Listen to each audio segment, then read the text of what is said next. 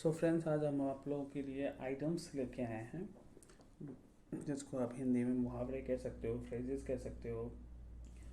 ये कितने टाइप के होते हैं, नाउन है, वर्ब है, ये कोई बहुत ज़्यादा इंपॉर्टेंट नहीं है। हालांकि उसके लिए हम एक बेसिक वीडियो जब बनाएंगे तो आपको उसके बारे में भी बता देंगे। सी फ्रेंड्स, आइटम्स में के साथ प्रॉब्लम क्या है कि इसको हम ना सिंपली ट्रांसलेट नहीं कर सकते। अगर हम सिंपली ट्रांसलेट कर दें तो उसका अर्थ कुछ और ही निकल जाता है। जैसे अगर हम कहें an old man kick the bucket, तो उसका मतलब ये नहीं है कि बूढ़े आदमी ने बाल्टी में लात मार दी। इसका मतलब ये है कि वो बूढ़ा आदमी एक्सपायर हो गया, उसकी डेथ हो गई या मर गया। तो ये थोड़ा सा ना टाइम कंज्यूमिंग भी होता है और आपको बहुत सारा प्रैक्टिस करना पड़ता है। एक बार दो बार आपने अगर इसको सुन लिया या देख लिया तो आप भूल जाओगे। तो बेटर है कि आप वीडियो को बार बार याद करो, इसे रटो। और दूसरी चीज़ सबसे इम्पोर्टेंट जो है वो ये है कि आप इसकी नोट्स ही बना लो, कि थोड़ा सा आपके पास लिखा हुआ रहेगा और सेंटेंस यूजेस आप देखेंगे बार बार ना, तो आपके लिए इजी रहेगा। सबसे इम्पॉर्टेंट है कि आपको उसको सेंटेंस में यूज़ करना आना चाहिए। सिर्फ मीनिंग पता होगे कुछ नहीं होगा। अगर आप उसको यूज़ नहीं कर पाओगे, बोल नहीं पाओगे, तो आपकी इंग्लिश कभी एडवांस इंग्लिश लगेगी नहीं, वो एक सिंपल सी इंग्लिश लगेगी। तो बेटर है कि आप उसको बार बार प्रैक्टिस करें और उसे यूज़ में लाने की कोशिश करें, है ना। तो ज़्यादा टाइम नहीं ख़राब करते, हम लोग सीधे सीधे आइटम्स में आते हैं। मैं आपको उनकी मीनिंग बताऊँगा। सो गाइस, जो हम लोग पहला आइटम ले रहे हैं वो है ब्रेक द आइस।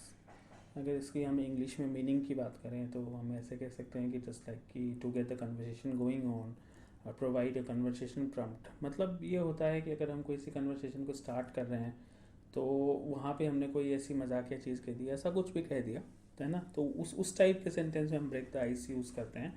जैसे अगर मैं आपको एग्जांपल की बात करूँ तो हम कह सकते हैं starting class with a joke और subject students like will help to break the ice, है ना। आपकी कन्वर्सेशन इससे बच्चों के बीच में अच्छी होगी। उस टाइप के लिए मुहावरा यूज़ होता है। इसका मतलब होता है ब्रेक द आइस, ठीक है। सेकेंड जो हम लोग यहाँ पे फ्रेज ले रहे हैं वो है अ टाइम अ डजन। इसका मतलब होता है बहुत ही नॉर्मल सा, साधारण सा, है ना। इंग्लिश मीनिंग की बात करें तो हम वेरी कॉमन या क्वाइट ऑर्डिनरी इस टाइप का वर्ड यूज़ कर सकते हैं। अगर हम इसको सेंटेंस में यूज़ करें, बात करते हैं, तो हम इसको कह सकते हैं कि I was expecting something special but it turns out they are dime a dozen, right. तो आप समझ ही गए होंगे कि तो एकदम साधारण सी चीज़ है, उसके लिए हम ए टाइम अ डजन कहते हैं।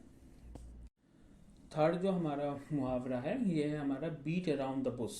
इसका मतलब होता है किसी चीज़ को बोलने से बचना, to avoid saying something, right. जैसे कि हम कह सकते हैं don't beat around the bush, just tell me how the accident happened, है ना।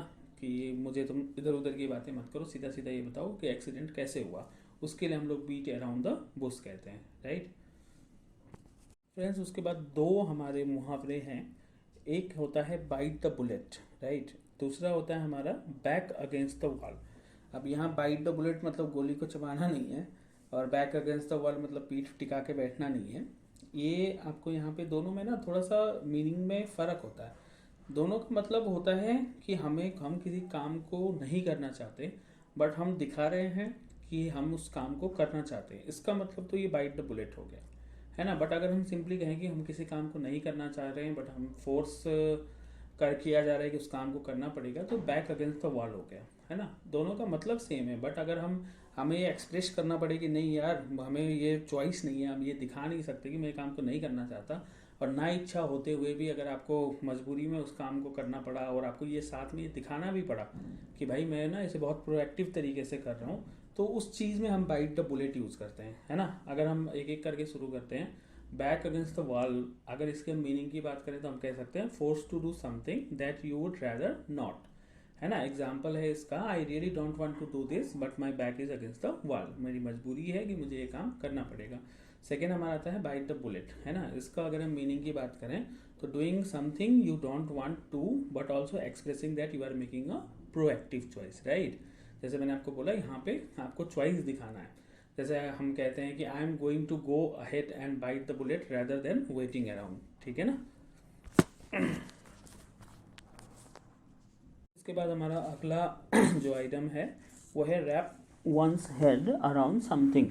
इसका मतलब किसी के सर को रैप करना नहीं होता। इसका मतलब होता है कि कोई ऐसी चीज़ है जिसको समझने के लिए हमें थोड़ा टाइम लग रहा है, थोड़ा सा हमें मेहनत करना पड़ रहा है। अगर सेंटेंस यूज़ की बात करें तो हमें कह सकते हैं कि that is really very tough it is going to take a moment for me to wrap my head around that, right. अगर इंग्लिश मीनिंग की बात करें टू अंडरस्टैंड समथिंग दैट में take a bit of time and effort. अगला हमारा जो मुहावरा है वो है अंडर द वेदर। इसका मतलब होता है बीमार होना, जैसे कोई छोटी मोटी बीमारी है, आपको सर्दी जुकाम हो गया तो उसको हम लोग कहते हैं कि अंडर द वेदर। आप इसका सेंटेंस यूज देख सकते हैं कि sorry I am unable to come the office today as I am feeling a bit under the weather, right. English meaning साथ सिंपली इसका सिक आप यूज़ कर सकते हैं। अब आगे बढ़ते हैं। इसमें हम अगला मुहावरा ले रहे हैं बेटर लेट देन नेवर। आप लोगों ने हिंदी में भी सेम मुहावरा सुना होगा। इसमें हम कहते हैं दुर्घटना से देर भली, है ना। ये उसी टाइप का मुहावरा है। इसका मतलब होता है कि लेट आप चाहे करो वो ज़्यादा अच्छा है, जो कि आप इसको कभी भी मत करो। इसको अगर हम मीनिंग की बात करें इंग्लिश में तो हम इसको कह सकते हैं describe things that are better done than not even if it takes a long time, right. जैसे कि हम कह सकते हैं started my business at the age of 60 and figured better late than never. ठीक है दोस्तों। अगला जो हमारा मुहावरा है ये है कट कॉर्नर्स। इसका मतलब होता है कि हम बीच में से कोई स्टेप छोड़ दें या किसी काम को कम्प्लीटली ना करें। अगर मीनिंग की बात करें तो हम इसको कह सकते हैं टू स्किप स्टेप्स और not to do things completely. अगर इसको हम सेंटेंस में करें तो हम इसको कह सकते हैं कि this is an important project so don't cut any corner on this one. ठीक है। और फिर उसके बाद हमारा अगला मुहावरा है गेट आउट ऑफ हैंड। इसका मतलब होता है when a situation gets out of control, जब चीज़ें हमारे हाथ से निकल जाती हैं, जब हमारे कंट्रोल में नहीं रह सकता। जैसे कि हम कह सकते हैं I mean to just have a small party but too many people came and it quickly got out of hand, है ना। हमने एक छोटी सी पार्टी रखी थी लेकिन बहुत सारे लोग आ गए, इसीलिए हमारे ये पार्टी हमारे हाथ से निकल गया। ऐसा आप लोगों के भी साथ भी होता होगा कि एक आप छोटी सी फंक्शन रखते हैं बट उसमें बहुत सारे बिना बुलाए मेहमान आ जाते हैं। एनीवेज, अब हमने 10 मुहावरे कंप्लीट कर लिए हैं। फिर हम इसमें अब और भी आगे बढ़ रहे हैं, बट बेटर है कि आप इनको 10 को पहले अच्छी तरीके से नोट कर लें, याद कर लें। खास करके जो लोग इंग्लिश में एडवांस लेवल चाहते हैं, जो सीनियर लेवल पे बैठे हैं जॉब में, या फिर जो एसएससी या आईबीपीएस वगैरह की तैयारी कर रहे हैं, उसमें बहुत सारे अनसीन क्वेश्चन पूछे जाते हैं या सेंटेंस ठीक करने के लिए पूछे जाते हैं, फिर इन द ब्लैंक्स पूछे जाते हैं। कई बार आधा मुहावरा डाल दिया जाता है ना। तो उसमें फिर आपको उस समय समझ में नहीं आता कि ये मतलब इसका तो अर्थ ही नहीं निकल रहा, हम पूरा मुहावरा कंप्लीट नहीं कर पाते क्योंकि इस तरह की चीज़ों का कोई सेंस नहीं है, एग्जैक्टली वर्ड मीनिंग के साथ तो मैच नहीं करते, उनका हिंदी वो नहीं होता जो हम समझ रहे हैं। तो उस कंडीशन में आपको ये बहुत इंपॉर्टेंट है कि आप इनको बहुत अच्छे से पूरी पूरी मुहावरा याद भी करें और इसके मीनिंग को भी समझें, तभी आपकी इंग्लिश बेटर भी हो पाएगी। और ख़ास करके गवर्नमेंट जॉब एग्जाम्स में आपको इसका बहुत सपोर्ट मिलेगा। कई बार तो हम स्टेट वर्ड मीनिंग टाइप में ही पूछ ली जाती है, कई बार फिलअप्स में, कई बार अनसीन पैसेज में, बट ये बहुत डिफरेंट तरीके से बहुत सारे एग्जाम्स में आते हैं। एसएससी हो गया, बीपीएस हो गया, तो आप इसको थोड़ा तरीके से याद कर लें। इसको सिर्फ एक बार सुनने से कुछ नहीं होगा, आप इसको वीडियो को बार बार सुने, अपनी तरफ से भी आप सेंटेंस बनाएं।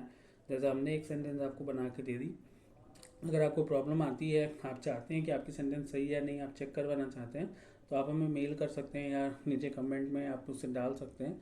हम आपको चेक करके बता देंगे कि आप यहाँ पे गलत कर रहे हो, रेक्टिफाई करवा देंगे, या जो भी आपकी प्रॉब्लम है वो सॉर्ट आउट करा देंगे। बट ये है कि मेन चीज़ प्रैक्टिस है, एक बार सुनने से कुछ नहीं होगा। अब हम आगे बढ़ते हैं अगले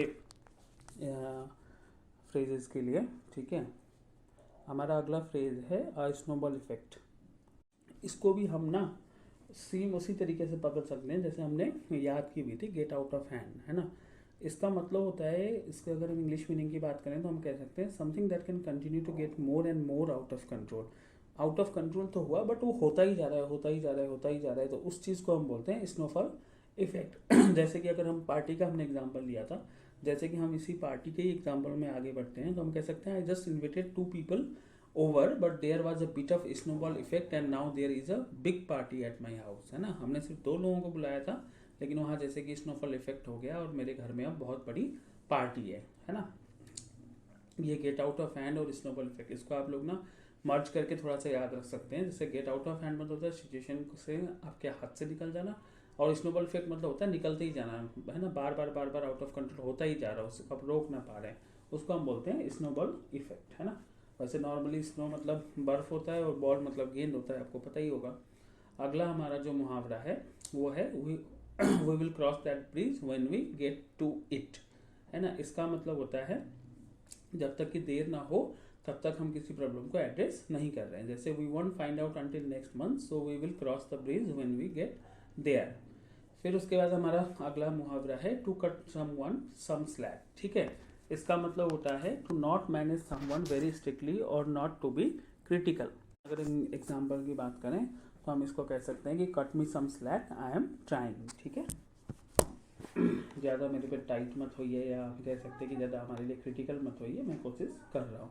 cut me some slack I am trying. उसके बाद हम कहते हैं कि to be hard on someone, इसका मतलब होता है टू क्रिटिसाइज और to manage someone very strictly, है ना। किसी चीज़ को हम, किसी आदमी को हम बहुत स्ट्रिक्टली दे रहे हैं। और इसकी हम अगर सेंटेंस की बात करें तो हम कह सकते हैं you don't have to be so hard on your employees to be successful.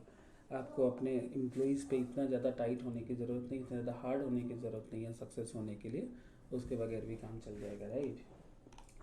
अब हम अगला कहते हैं बॉर्न ब्रिजेस। अगर हम वैसे वर्ड मीनिंग देखें तो हमें लगता है कि हमने पुल को जला दिया, है ना। बट इसका अगर हम इंग्लिश मीनिंग की बात करें तो ये होता है टू डू समथिंग और anger someone to where you cannot go back to things where and cannot expect help in the future. जैसे कि अगर आपने पुल को जला ही दिया तो आप उस पुल से वापस नहीं आ सकते ना, गुस्से में आपने पुल को तो जला ही दिया, अब आप वापस कैसे आओगे। तो सेम उसी टाइप का ये मुहावरा है। अगर हम सेंटेंस की बात करें तो हम कह सकते हैं don't burn bridges with your employer, you may need their help in the future. आपको अपने एम्प्लॉयर के साथ बिगाड़ के नहीं जाना चाहिए, हो सकता है भविष्य में आपको फिर उनकी ज़रूरत पड़े, यानी अपने रास्ते को खुले रखना, राइट। बल्कि इस मुहावरे का एग्जैक्ट मीनिंग ये हुआ कि आप बर्न ब्रिज मतलब अपने गुस्से रास्ते को बंद कर लेना, है ना। बट यहाँ डोंट बर्न ब्रिज है, इसलिए मैंने बोला कि आप उसको रास्ते को खुला रखें। अब हम अगला लेते हैं सेल लाइक हॉट केक्स, है ना। इसका मतलब होता है टू सेल वेरी क्विकली और बी इन हाई डिमांड। जैसे किसी चीज़ को आपने बहुत जल्दी बेच दिया या उस चीज़ की डिमांड बहुत ज़्यादा है तो उसको हम कहते हैं सेल लाइक हॉट केक्स। तो इसको हम इस तरीके से कह सकते हैं कि I did not think my craft would be that popular but they are selling like hot cakes, है ना। अगला है हमारा फिश आउट ऑफ वाटर। इसका मतलब होता है to be in an unfamiliar और अनकंफर्टेबल प्लेस। जैसे मछली को आप पानी से बाहर निकाल दोगे तो मछली बहुत अनकंफर्टेबल फील करेगा ना, उसे कुछ समझ में ही नहीं आएगा ये कौन सी जगह में मैं आ गया। तो उसी का ये मीनिंग है। जैसे कि हम कह सकते हैं कि I don't want to change school and be a fish out of water. मैं अपना स्कूल बदल के अनजान माहौल में नहीं जाना चाहता, है ना। अगला है हमारा स्टेप अप वंस गेम। इसका मतलब होता है टू मेक हार्डर और परफॉर्म बेटर। जैसे कि हम कह सकते हैं कि you need to step up your game if you want a promotion this year, ठीक है। ज़्यादा अच्छे से आपको काम करना होगा अगर आपको इस साल प्रमोशन चाहिए तो। अब हमारा 20वां और आज के लिए लास्ट मुहावरा है your guess is as good as mine. आज के लिए हमारा जो लास्ट है इसका मतलब है your guess is as good as mine. इसका मतलब होता है आई डोंट नो ईदर। जैसे कि हम कह सकते हैं I have not found out any so your guess is as good as mine, ठीक है। तो आज के लिए हमने ये 20 मुहावरे आपके लिए आइडियम फ्रेजेस कंप्लीट कर दिए हैं। बाकी आप उसको 20 को अच्छे से प्रैक्टिस कर लें, फिर हम आपके लिए कल एक और पार्ट लाएंगे, फिर परसों। इस तरीके से हम डेली आपको पहले 100 आइटम्स कंप्लीट कराएंगे, फिर उसके बाद आगे की चीज़ों में देखते हैं क्या और क्या करना है।